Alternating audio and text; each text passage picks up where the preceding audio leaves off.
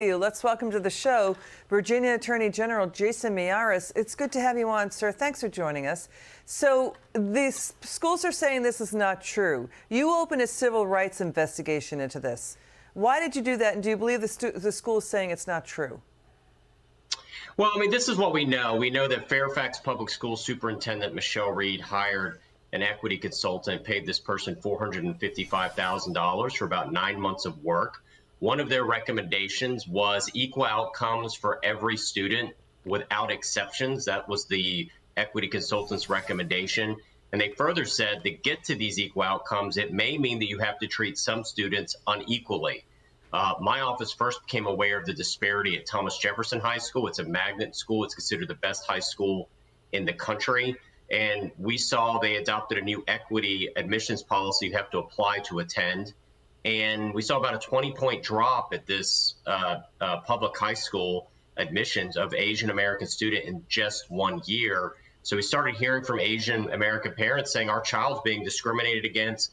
And then you layer on top of that this story about the National Merit Award. And what this is over 70% by our calculation of the recipients of this National Merit Award recognition were Asian American students. And so we have a state statute in Virginia, the Virginia Human Rights Act, and the purpose is to be able to empower my office to investigate any civil rights. No one should be denied their dream to attend Thomas Jefferson High School or receive recognition simply because of who they are. And so that's why we're investigating this. Is we know what this equity consultant advised the school district. We want to see if this is disproportionately impacted our Asian American student population in Fairfax and now some of these other localities. Understood. The Washington Post is saying, op-ed, that this is potential civil rights violations of these children. I mean, parents are reportedly trapped in paying higher school tuition costs because the students did not get their scholarship money for college. Let's listen to Virginia Lieutenant Governor Winsome Earl-Sears with us last night,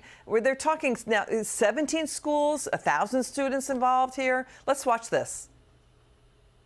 And here we have schools that are withholding information that are crucial to a child's success. We're talking about free tuition. We're talking about recognizing achievement. My God, when did that become controversial? I'm just in shock. You're waiting for the next shoe to drop. What is wrong with these schools? What is wrong with these school boards? It blows your mind. These rogue educators, they've gone off their rocker. Let me just say it that way, because I don't know what else to call it.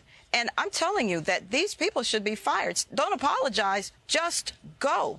You have done a wrong thing. You've wronged my child. I can't get that back. But you already have your education, and you're denying my child that ability. We're not standing for it. If you find wrongdoing, will you fire them or have them fired?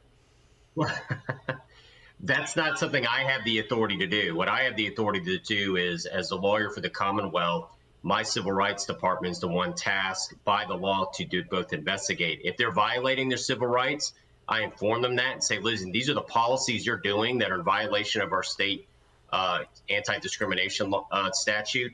Change them, or else. If they refuse that, then we go to court to get the court to order them to do so. That is the proper procedure. But what is so tragic about all this is you hear this word equity all the time, but equity without excellence is emptiness.